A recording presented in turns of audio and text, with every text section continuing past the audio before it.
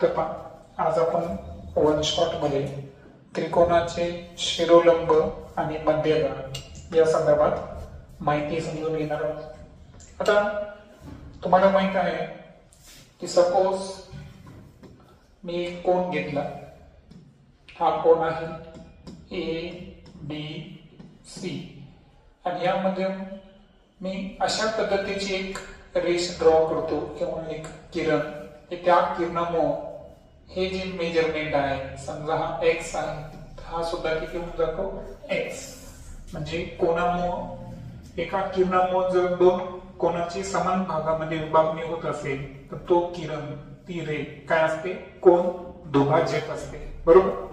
कोन दुभाजकाचं काम काय आहे, कोनाला दोन समान भागामध्ये विभागणे।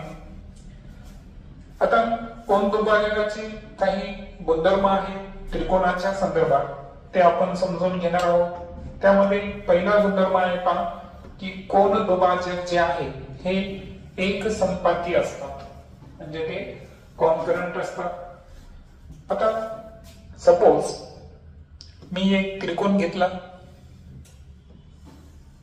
ओके, आणि या त्रिकोणाचे मी काय करतोय, प्रत्येक वेळेस कोन दुभाजक काढायलो। हा एक काढला, त्यानंतर हा दुसरा काढला आणि त्यानंतर हा तिसरा, ओके। सपोज हा त्रिकोण आहे ABC, तर या सर्व त्रिकोणाचं एक वैशिष्ट्य आहे, या त्रिकोणाचं वैशिष्ट्य काय आहे की या तिन्हीचे जे कोन दुभाजक आहेत हे एका बिंदूमध्ये छेदले, बरोबर। जसं की हा अँगल वेगवेगळ्या मापाचे असू शकतात, आलं लक्षात। सो लक्षात घ्या, वाटत असेल मी वेगळं सिम्बॉल देतो, ओके। पण प्रत्येक वेळेस कोन दुभाजक जे आहे हे आपण जेव्हा काढले तर हे एकाच बिंदूमध्ये छेदले आणि त्या बिंदूला काय म्हणायचं आपण, एक संपाती बिंदू। आणि एक संपाती बिंदू आपण कोणत्या इंग्रजी अक्षराने दाखवतो, आय या इंग्रजी अक्षराने दाखवत असतो।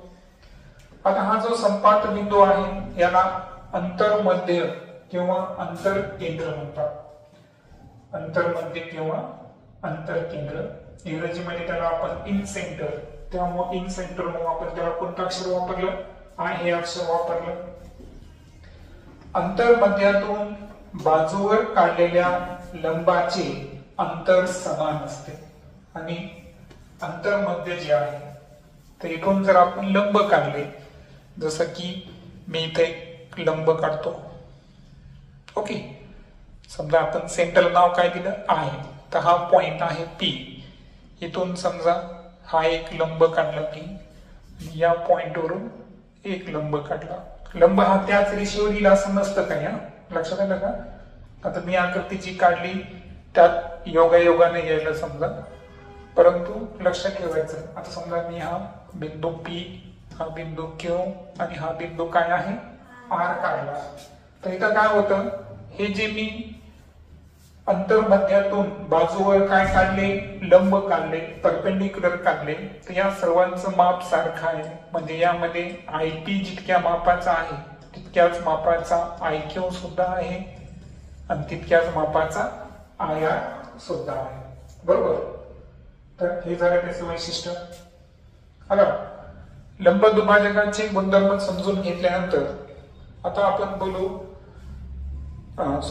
कोन दुभाजकाचे पाहिले, आता आपण लंब दुभाजकाचे गुणधर्म बद्दल बोलू।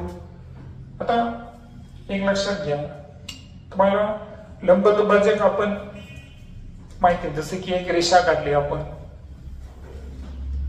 बरोबर। ही रेषाखंड काय आहे AB, आणि याचा जेव्हा आपण काय करत असतो, लंब दुभाजक, तर अर्ध्यापेक्षा जास्त माप घेऊन आपण इकडे एक चौक मारतो, इकडे एक चौक, पुन्हा अर्ध्यापेक्षा जास्त अंतर घेऊन आपण चौक जर मारले आणि यामधून जर रेषा काढली तर याला काय म्हणतो आपण, लंब दुभाजक, बरोबर।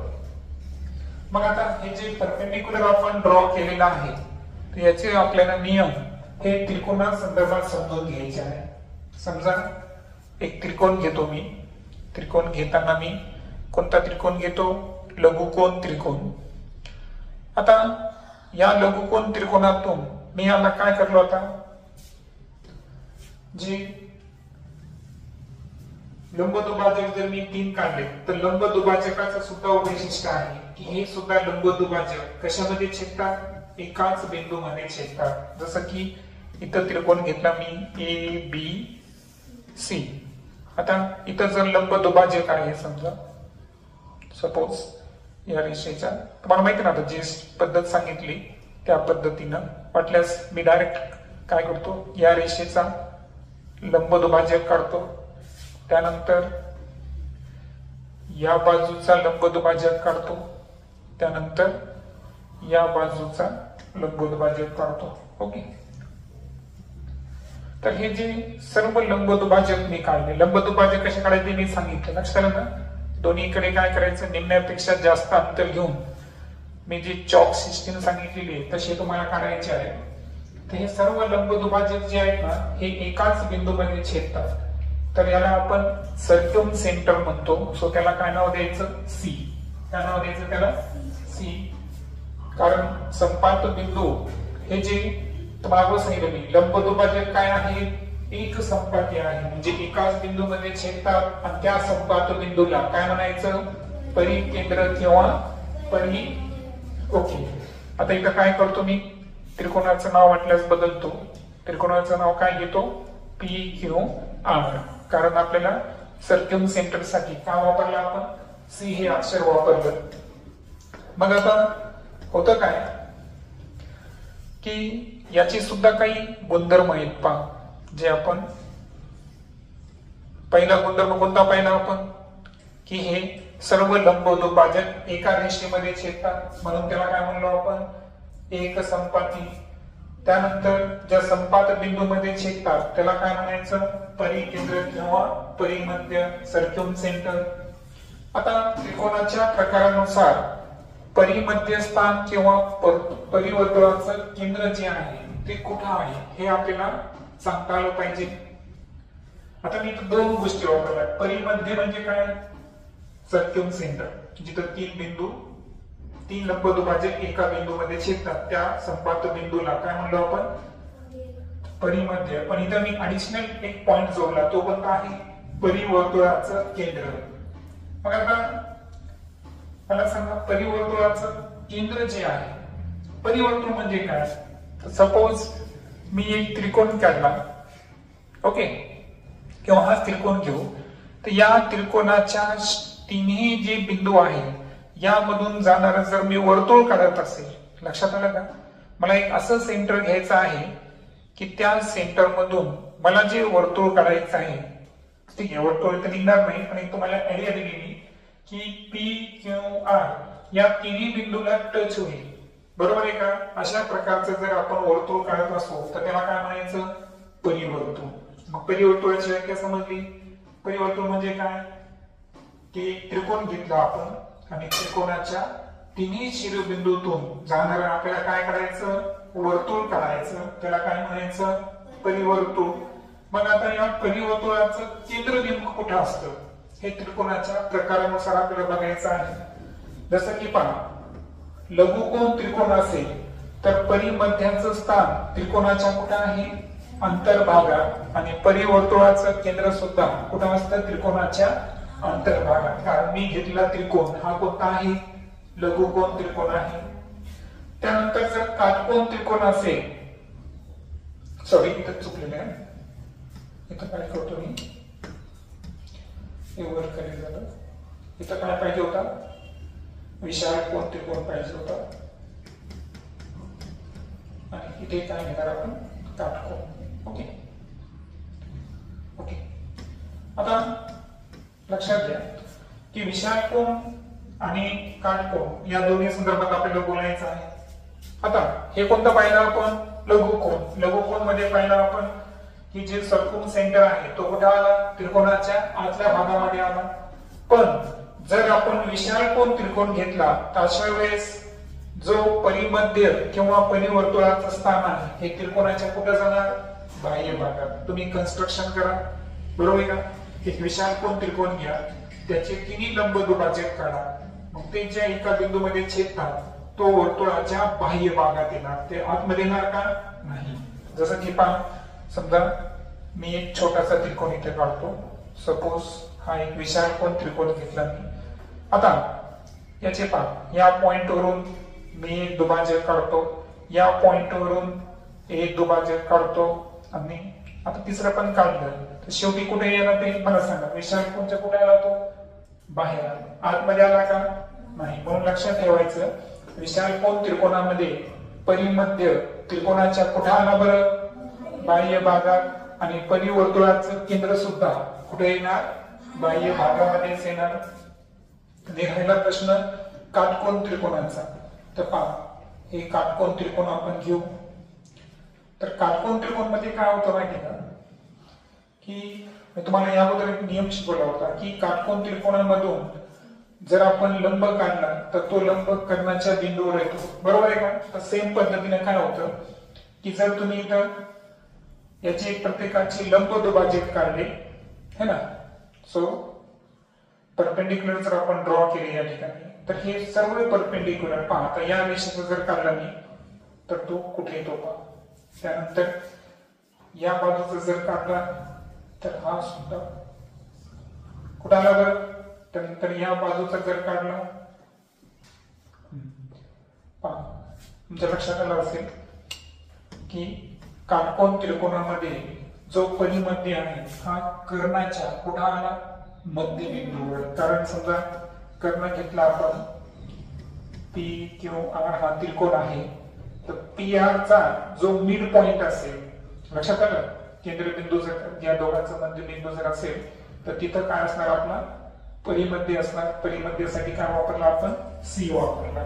सो कर्णाच्या मध्यबिंदूवर. कर्णाच्या मध्यबिंदूवर असल्यावर पीसी चे जेवढे माप आहे तेवढाच माप कोणाचा असणार? सीआर चा असणार. लक्षात आलं? पीसी बरोबर सीआर. कारण दोघांचं माप हे कर्णाच्या काय आहे? निंपट आहे, म्हणून ते सारखे आहेत. वाटल्यास तुम्ही इथं असं लिहू शकतात की त्या दोन बाजू कशा असतात? सारख्या मापाच्या असतात. अशा प्रकारचे हे लंब दुभाजकाचे नियम. तिसरे जे पाहायचं आपल्याला ते आहे शिरोलंब, अल्टिट्यूड. आता शिरोलंब जर काढले आपण तर हे सुद्धा काय असतात? एक संपाती असतात. शिरोलंब कसं काढणार आपण? जसं की एक त्रिकोण घेतला, त्रिकोण आहे समजा एक्स वाय झेड. आता या त्रिकोणामध्ये इथून मी एक लंब काढतो, हा एक शिरोलंब. त्यानंतर वाय बिंदूतून एक शिरोलंब काढतो याच्यावर, हा एक शिरोलंब. आणि झेड बिंदूतून एक शिरोलंब काढतो, हा एक शिरोलंब. मग आता हे जे तीन शिरोलंब आहेत, समजा याचं नाव आहे एक्स, पी हा बिंदू आहे, क्यू हा आहे आर. अशा पद्धतीनं मी किती शिरोलंब काढले त्या ठिकाणी? तीन शिरोलंब आहे ना, तीन अल्टिट्यूड काढले. आणि शिरोलंबाचं एक वैशिष्ट्य जर पाहिलं आपण तर हे सुद्धा एकाच बिंदूमध्ये आले.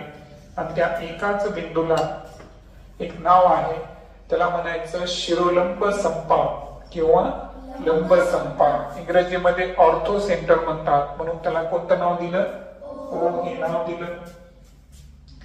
आता जर त्रिकोण समभुज त्रिकोण असेल तर त्याचे तिन्ही शिरोलंब कसे असतात? समान लांबीचे असतात. जर कोणता त्रिकोण असेल? समभुज त्रिकोण. समभुज म्हणजे ज्याच्या तिन्ही बाजू काय असतात? समान लांबीचे असतात, त्याला काय म्हणतो आपण? समभुज त्रिकोण. आणि समभुज त्रिकोणाचं वैशिष्ट्य आहे की त्याचे तिन्ही शिरोलंब हे कसे असतात? समान लांबीचे असतात. त्यानंतर समद्विभुज त्रिकोण. समद्विभुज म्हणजे काय? ज्या त्रिकोणाच्या कोणत्याही दोन बाजू समान लांबीच्या असतात किंवा एकरूप असतात, त्याला काय म्हणतो आपण? समद्विभुज त्रिकोण. तर त्याच्यामध्ये एकरूप बाजूवरील शिरोलंब समान असतात. कोणत्या बाजूवरील? एकरूप बाजूवरील. समजा आता हे समद्विभुज त्रिकोण आहे असं आपण कन्सिडर करू. समजा यामध्ये काय झालं की वायझेडचं जेवढं माप आहे तेवढंच माप कोणाचं आहे? एक्स झेडचं. समजा हे माप आहे 10 सेंटीमीटर, हे सुद्धा आहे 10 सेंटीमीटर आणि हा आहे समजा 9 सेंटीमीटर असं आपण कन्सिडर करू. झालं ना समद्विभुज त्रिकोण. मग आता समद्विभुज त्रिकोण मध्ये एकरूप बाजू कोणत्या आहेत सांगा. एक्स झेड आणि वाय झेड या दोन बाजू कशा आहेत एकरूप. मग अशा वेळेस कोणते शिरोलंब समान आहेत तर काय सांगितलं एकरूप बाजूवरील मला सांगा वाय झेड बाजूवर शिरोलंब कोणता आहे एक्सपी. कोणता आहे एक्सपी हा शिरोलंब आहे. आणि एक्स झेड बाजूवर कोणता शिरोलंब आहे वाय क्यू. मग याचा अर्थ समद्विभुज त्रिकोणामध्ये किती शिरोलंब एकरूप आले फक्त 2. आणि कोणते 2 घ्यायचे जे एकरूप बाजूवर आलेले आहेत ते शिरोलंब घ्यायचे. बरोबर. समभुज मध्ये कसं होतं तिन्ही सारखे असतात. समभुज मध्ये जर पाहिलं आपण तर तिन्ही शिरोलंब कसे असतात सारखे असतात. पण समद्विभुज मध्ये एकरूप बाजूवरील जे शिरोलंब आहेत तेच एकरूप असतात. आणि जर विषमभुज त्रिकोण असेल म्हणजे त्रिकोणाच्या तिन्ही बाजू वेगवेगळ्या मापाच्या असतील तर त्यांचे तिन्ही शिरोलंब सुद्धा वेगवेगळ्या मापाचे असतात. लक्षात आलं. समभुज मध्ये किती शिरोलंब समान मापीचे आहेत 3. समद्विभुज मध्ये 2. कोणते एकरूप बाजूवरील. आणि विषमभुज त्रिकोणामध्ये सर्व शिरोलंब हे असमान लांबीचे असतात. असमान लांबीचे म्हणजे काय वेगवेगळ्या मापाचे असतात. त्यानंतर आता जे लंब संपात बिंदू ऑर्थोसेंटर हे कोणत्या त्रिकोणासाठी कुठे असतो. जर त्रिकोण काटकोन त्रिकोण असेल तर लंब संपात बिंदू कुठे असतो काटकोन करणाऱ्या बाजूवर. जसं की हा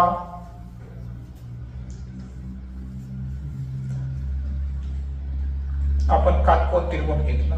ओके. सो हा आहे एक्स वाय झेड हा काटकोन त्रिकोण घेतला. आणि याच्यामध्ये जर आपण शिरोलंब काढले आता मला सांगा एक्स झेड वरून शिरोलंब जरी काढला आपण तर कुठे येणार आहे बरं सांगा. इथेच येणार. बरोबर आहे का. कारण आपल्याला 90 डिग्री करायचा आहे. त्यानंतर या बाजूवरून जरी काढला शिरोलंब तो इथेच येणार. या बाजूवरून शिरोलंब जर काढला आपण ह्याचा इथे आला याचा इथे आला आणि इथून जर काढला आपण शिरोलंब एक्स बिंदूतून काढला झेड बिंदूतून काढला नंतर काढला वाय बिंदूतून तर सगळेच्या सगळे कुठे आले बरं वाय वरच आले. म्हणजे याचा अर्थ काय झाला काटकोन त्रिकोणामध्ये काटकोन करणाऱ्या बाजूवर काय असतो लंब संपात बिंदू असतो. ओके. हे इथं सिद्ध होतं. लघुकोन त्रिकोण जर असेल तर लंब संपात बिंदू कुठे असतो त्रिकोणाच्या अंतर्भागात. जसं की हा त्रिकोण कोणता आहे लघुकोन त्रिकोण. आणि त्याच्याऐवजी जर आपण विशालकोन त्रिकोण घेतला असता तर लंब संपात बिंदू त्रिकोणाच्या कोणत्या भागात गेला असता बाह्य भागामध्ये गेला असता. जसं की हा आपण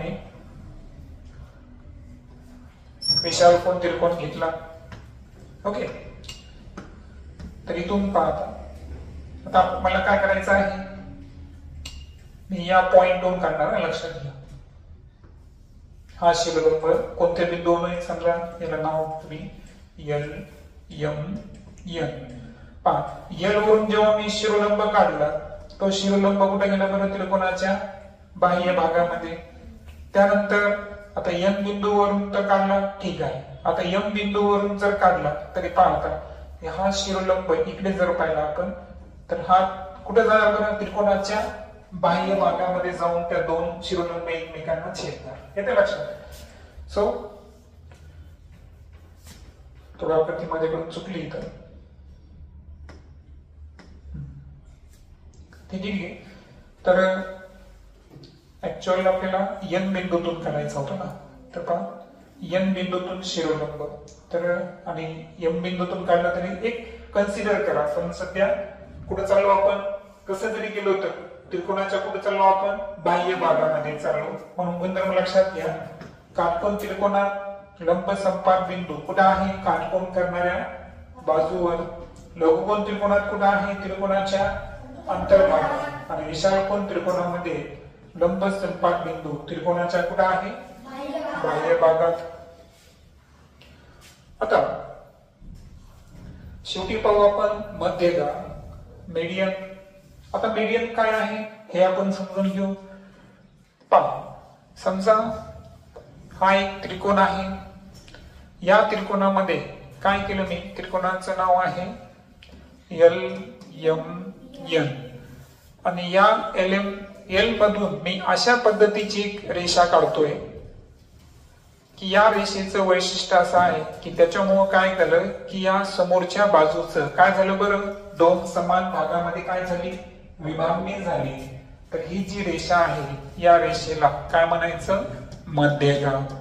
म्हणजे एखाद्या व्हर्टायसेस मधून म्हणजे शिरोबिंदूतून जर आपण एक अशी रेष काढली की त्या रेषेमुळं जर वर्तुळाच्या त्या शिरोबिंदू समोरील बाजूची दोन समान भागामध्ये विभागणी होत असेल तर त्या किरणाला काय म्हणायचं, मध्यभाग. यम वरून सुद्धा मी मध्यभाग काढली तर ही मध्यभाग काय करणार, हा पॉइंट आहे समजा यस, हा पॉइंट कोणता घेऊ आपण, टी. जितकं माप LT चं आहे तितकंच माप कोणाचं आहे, TN. त्यानंतर ही आणखीन एक मध्यभाग काढली आपण, याला नाव देऊ U. जितकं मापाचं LU आहे तितक्याच मापाचा काय आला, MU आला. बरोबर. मग मध्यभाग काय करायला लक्षात आलं तुम्हाला, ज्या शिरोबिंदूतून मध्यभाग काढली तर समोरच्या बाजूची समान भागामध्ये काय करली, ती विभागणी करायली, त्याला म्हणायचं मध्यभाग. मध्यभागाचं वैशिष्ट्य आहे की मध्यभाग सुद्धा काय असतात, एक संपाती. आले का सर्व एका बिंदूमध्ये. संपात बिंदूला काय म्हणायचं, गुरुत्व मध्य किंवा मध्यभाग संपात. त्याला इंग्रजीमध्ये काय म्हणतात, सेंट्रॉइड. ज्याला कोणत्या इंग्रजी अक्षराने दाखवतो आपण, G. लक्षात आलं, कोणत्या अक्षरानं, G अक्षराने दाखवतो. सर्व प्रकारच्या त्रिकोणात G हा त्रिकोणाच्या अंतर्भागात असतो. पहा, आतापर्यंत आपण पाहिलं की त्रिकोणाचा प्रकार बदलला की शिरोलंब असेल, त्याच्यानंतर परिकेंद्र असेल, याचं स्थान बदललं होतं. परंतु कोणताही त्रिकोण असू द्या, तो काटकोन असेल, विशाळकोन असेल किंवा लघुकोन असेल, तिन्ही प्रकारच्या त्रिकोणामध्ये जी जो आहे, जी म्हणजे कोण, गुरुत्व मध्य किंवा मध्यभाग संपात, हा त्रिकोणाच्या कुठे असणार, अंतर्भागामध्येच असणार. संपात बिंदूमुळे प्रत्येक मध्यभागाचे दोन जसे एक गुणोत्तरात विभाजन होते. आणि हे जे संपात मध्य आहे त्याच्यामुळं काय होतं की प्रत्येक जी मध्यभाग आहे तिचं विभाजन कशामध्ये होतं, दोन जसे एक. जसं की पहा, L पासून G पर्यंतचं माप जर 2 असेल तर G पासून S पर्यंतचं माप किती आलं, 1. म्हणजे आपण इथे लिहू शकतो की LG अपॉन GS यांचं प्रमाण किती येईल, 2 जसे 1. तसंच इथं सुद्धा MG आणि GT जर घेतला आपण, MG आणि GT, तर MG जर 2 मापाचा असेल तर T हा 1 मापाचा असतो. लक्षात, या पद्धतीनं लक्षात ठेवायचं. सर्वात शेवटी समभुज त्रिकोणा संदर्भात काही नियम आहेत, ते नियम आपण समजून घेऊ. समभुज त्रिकोणामध्ये जे कोन दुभाजक, लंब दुभाजक, शिरोलंब, मध्यभाग या चारही गोष्टी ज्या पाहिल्या आपण, या एकाच रेषेवर असतात व एकरूप असतात. लक्षात आलं. कोणत्या त्रिकोणासाठी नियम, फक्त समभुज त्रिकोण. काय काय सांगितलं, त्याचे लंब दुभाजक, त्याचा शिरोलंब, मध्यभाग, बरोबर, आणि कोन दुभाजक, हे सर्वच्या सर्व कुठे असतात, एकाच रेषेवर. त्यासाठी वेगळी रेष करायची गरज आहे का. समजा मी इथं समभुज त्रिकोण घेतो, आता स्पेस नाहीये थोडासा, ठीक आहे, इकडचा स्पेस वापरतो. समभुज त्रिकोण, बरोबर. आता यामध्ये समजा मी इथे एक रेषा काढली तर ही रेषा काय होईल बरं, शिरोलंब सुद्धा होईल, त्यानंतर कोन दुभाजक सुद्धा होईल. त्यानंतर जर मी इथून हे काढलं, काय काढलं, आणखीन एक कोन दुभाजक काढला तर हा कोन दुभाजक सुद्धा लंब सुद्धा असतो. त्यानंतर यांचं प्रमाण 2 जसे एक प्रमाणामध्ये सुद्धा असतात आणि समोरच्या ज्या बाजू आहे त्या समोरच्या बाजूला सुद्धा सारख्या प्रमाणामध्ये काय करतात, हे बायसेक्ट करतात. लक्षात आलं? म्हणून समभुज त्रिकोणामध्ये कोन दुभाजक, लंब दुभाजक, त्यानंतर शिरोलंब आणि मध्यगार, म्हणजे हा जो पॉइंट आहे ना, या पॉइंटला तुम्ही काय काय नाव देणार बरं? तर कोन दुभाजक मध्ये काय घेतलं तर आपण इन सेंटर, म्हणजे याला तुम्ही काय नाव देऊ शकता? आय.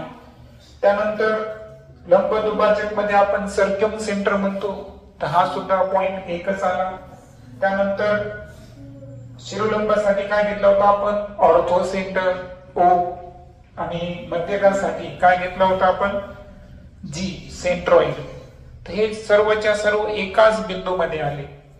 मग एकाच बिंदूमध्ये कोणत्या त्रिकोणामध्ये येते? समभुज त्रिकोणामध्ये येतात. म्हणून सांगितलं की in centre, circum centre, ortho centre आणि सेंट्रॉइड हे सर्वच्या सर्व एकाच बिंदूत कोणत्या त्रिकोणाचे असतात? तर त्रिकोणाचे असतात, समभुज त्रिकोणाचे असतात. ओके. त्यानंतर यावर आधारित काही प्रॉब्लेम आपण पाहू. तर आता आपल्याला एक त्रिकोण दिलेला आहे PQR, ज्यामध्ये सेंट्रॉइड कोण आहे ना, ग्रोथो मध्य जी आहे. मग आता मध्यगार जर 12 सेंटीमीटरची आहे तर लेंथ ऑफ PG आणि लेंथ ऑफ GS आपल्याला काय करायचे आहे? फाइंड करायचे आहे. आता एक लक्षात घ्या, मध्यगार 12 सेंटीमीटरची आहे. मध्यगार कोण आहे आपली? PX है ना. सो PX ची जी लांबी दिलेली आहे आपल्याला ती किती दिलेली आहे? 12 सेंटीमीटर. आपल्याला PG आणि GX फाइंड करायचा आहे. मध्यकेचा नियम काय पाहिला आपण? की मध्यगार जी आहे ती कोणत्या प्रमाणात विभागली जाते?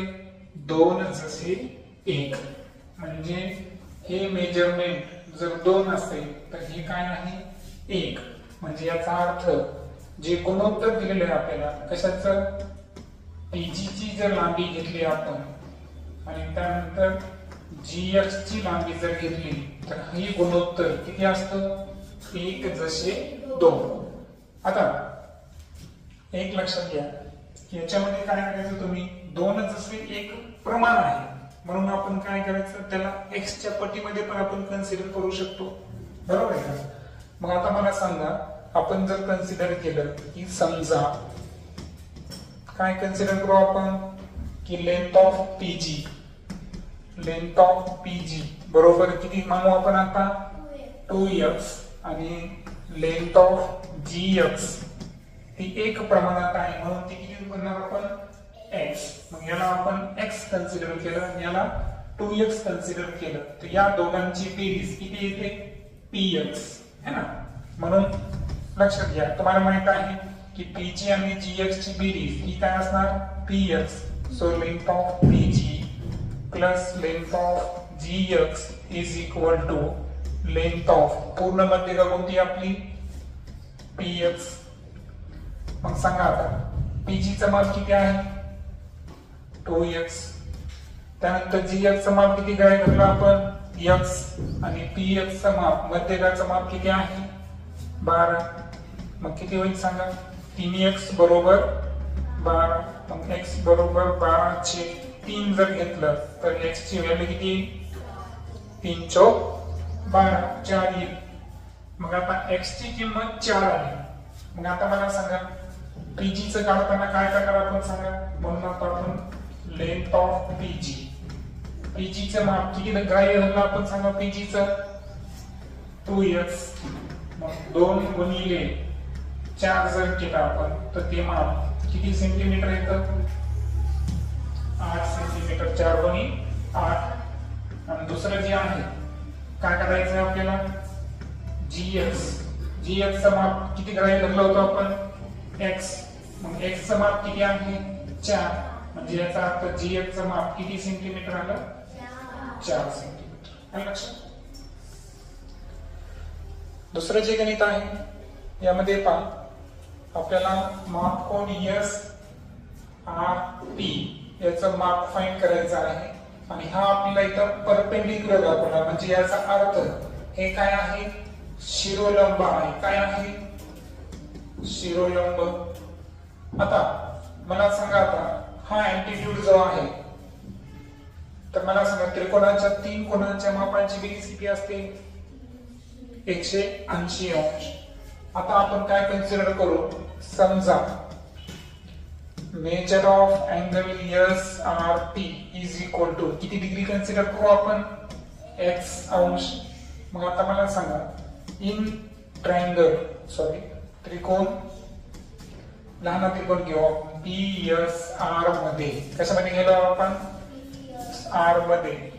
मला सांगा PSR मध्ये हा अँगल किती आहे, हा अँगल किती आहे, 90. मग हा आपण x धरला तर तिघांची बेरीज किती आहे, 180. म्हणून आपण इथं काय करणार, अँगल P अधिक अँगल S अधिक अँगल R, तिघांची बेरीज किती कन्सिडर करणार, 180. P मी फक्त एवढाच घेतोय, त्रिकोणाचा एवढाच पोर्शन घेतोय. P चं माप किती दिलं आपल्याला, 50. S चं माप किती आहे, 90. पहा परपेंडिक्युलर याचा अर्थ 90. R चं माप किती धरलं आपण, x, आणि हे किती आहे, 180. मग सांगा x अधिक दोघांची बेरीज करा, किती, 140 बरोबर 180. x बरोबर धन 140 काय होती, ऋण 140. मग याचं जे मेजरमेंट आहे ते किती आलं, 40. आणि म्हणून SRP चं जे माप या गणितामध्ये असेल ते किती असेल, 40 अंश असेल. त्यानंतर तिसऱ्या गणितामध्ये पहा, PQR हा समभुज त्रिकोण आहे. समभुज म्हणजे काय, सर्व बाजू कशा आहेत, समान लांबीच्या. QS ही काय आहे, मध्यगा. QS जर मध्यगा असेल तर जितकं मापाचं PS आहे तितक्याच मापाचं काय असणार, SR असणार. आता RS चं माप किती दिलं आपल्याला, 5 सेंटीमीटर. R पासून S किती सेंटीमीटर दिलं आपल्याला, 5 सेंटीमीटर दिलं. तर QR चं माप काढायचं आपल्याला.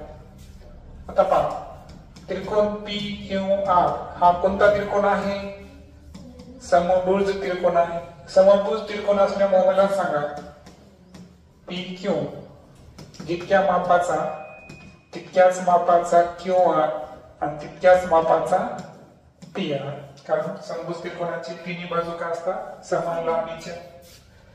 त्यानंतर आता तुम्हाला माहित आहे की QS काय आहे, मध्यगा. काय आहे QS, मग QS जर मध्यगा असेल तर याचा अर्थ मी तुम्हाला सांगितलं की PS जितक्या मापाचा आहे तितक्याच मापाचा काय आहे, SR. आता आपल्याला काढायचं काय आहे, QR.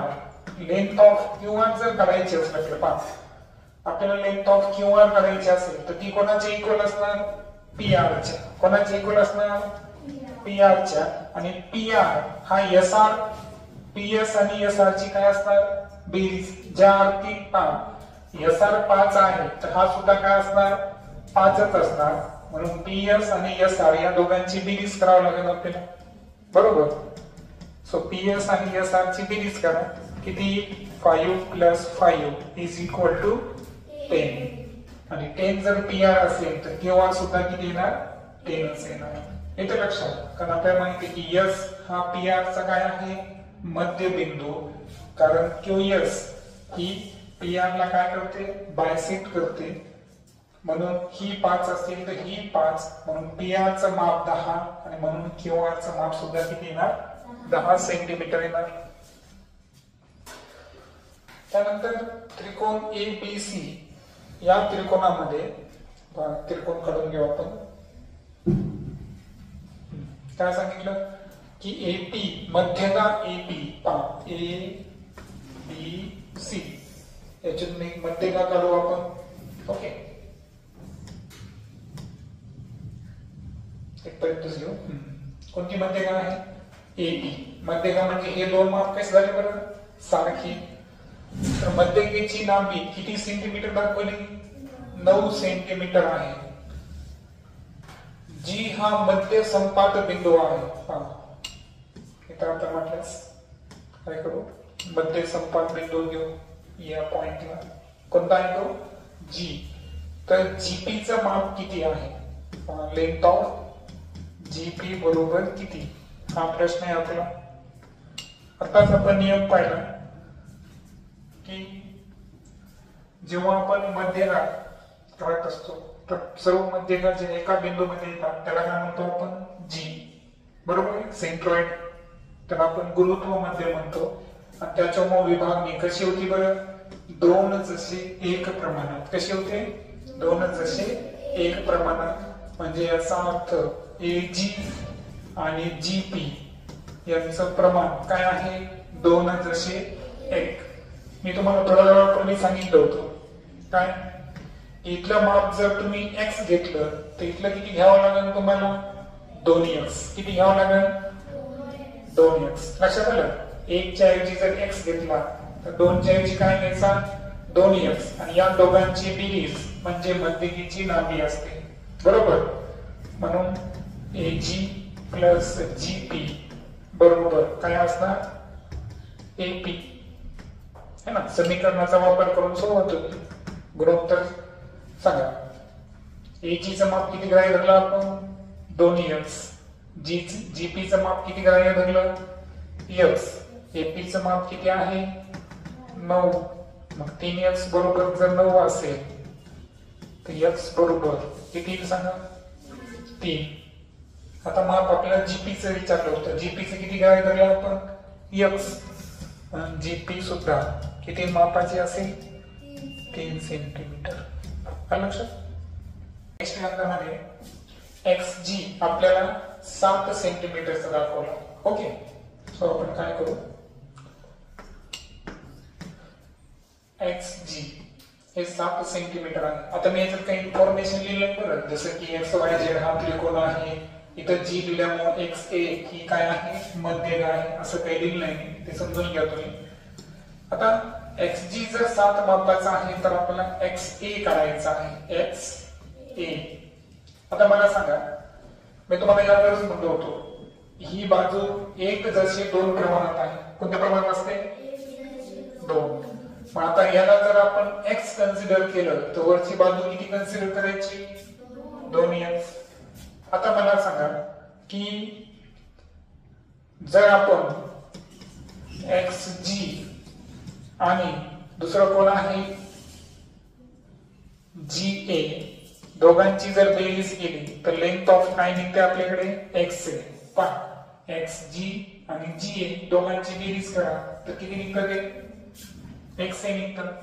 परंतु आता झालं काय, बट आपल्याला दिलेलं आहे, काय दिलेलं आहे की लेंथ ऑफ XG बरोबर किती आहे बरं? 7 आहे. बट आपण XG चं माप किती कन्सिडर केलं? 2x.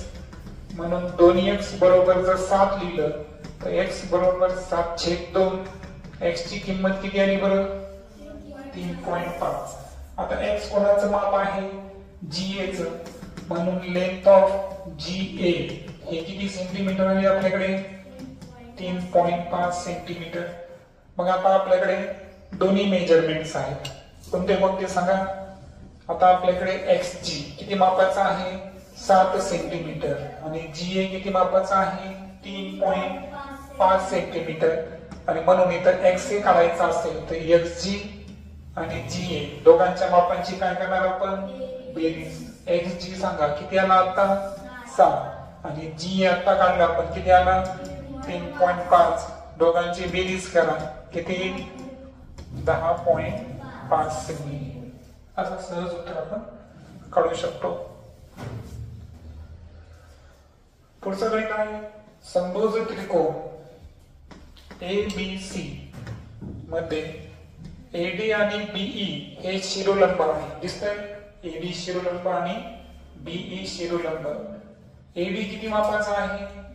9. AD 9 मापाचा आहे तर BE किती मापाचा? सोपं उत्तर आहे. काय सांगितलं मी तुम्हाला की समभुज त्रिकोणामध्ये कोण कोण एकरूप असतात?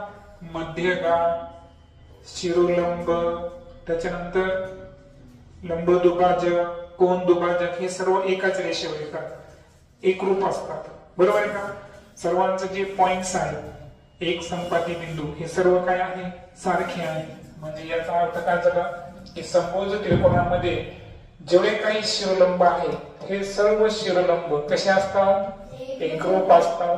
म्हणून एडीचं जितकं माप आहे, लेंथ ऑफ एडी जितक्या मापाचा असेल तितक्याच मापाचा लेंथ ऑफ बीई सुद्धा असणार. आणि म्हणून लेंथ ऑफ बीई सुद्धा किती मापाचा असेल? 9 सेंटीमीटरच असेल. शेवटचं लेख पाहू आपण की रेख एएम ही त्रिकोण एबीसी ची मध्यगा आहे. पहा, मी एक त्रिकोण काढतो आणि यामध्ये एक मध्यगा काढली. मध्यगाचं नाव काय आहे? एएम है ना. त्रिकोण आहे एबीसी. तुम्हाला माहिती आहे याच्यामुळे या बाजू कशा असणार? सारख्या मापाच्या होणार. मग विचारलं की कोणतं निष्कर्ष निश्चितपणे निघेल?